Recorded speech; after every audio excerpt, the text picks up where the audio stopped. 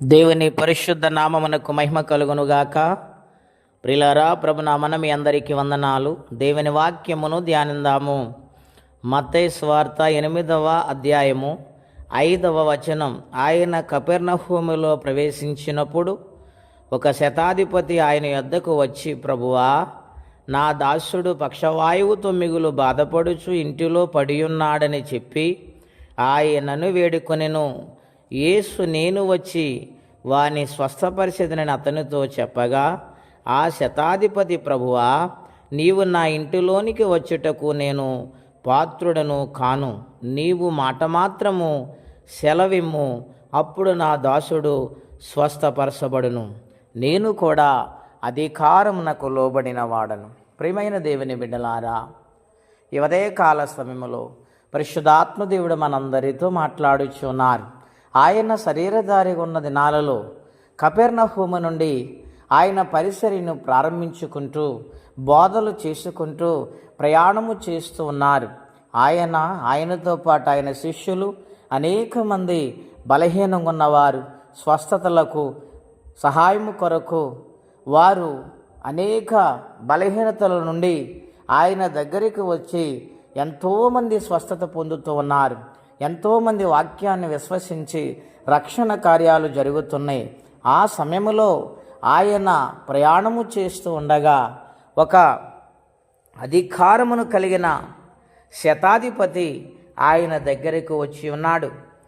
ఆయన అంటూ ఉన్నాడు, అయ్యా, నా దాసుడు బలహీనమై ఇంటిలో పడి ఉన్నాడు. ఆయన ఎంత గొప్ప మనసు ఆయనదండి. యేసయ్యతో తన ఇంటి వారిని గూర్చి కాదు, తన రక్త సంబంధం నుంచి కాదు, కానీ అతని క్రింద పనిచేస్తున్న వ్యక్తిని గూర్చి ఆయన యేసయ్యకు మొరపెడుతూ ఉన్నాడు. సహాయము చేయమని ప్రతిమాలుకుంటూ ఉన్నాడు. ఎంత ఉన్నతమైన ప్రేమ ఆయన కలిగి ఉన్నాడు. యేసుప్రభువారు చెప్పారు, నిన్ను వలె నీ పొరుగు వారిని ప్రేమించమన్నాడు. అవును, శతాధిపతి ఆ యొక్క మనస్సు కలిగి ఉండి తన యొక్క పనివాడైన వ్యక్తి గురించి యేసయ్య దగ్గర మొర్రపెట్టాడు. ఆ మనస్సును ఎరిగిన దేవుడు అంటూ ఉన్నాడు, అయ్యా, నేను వచ్చి నీ దాసుని స్వస్థపరుస్తాను అని యేసుప్రభువారు మాట్లాడుతూ ఉండగా వెంటనే ఆ అధికారి అంటూ ఉన్నాడయ్యా, నీవు నా ఇంటిలోనికి వచ్చుటకు నేను పాత్రుడను కాదు.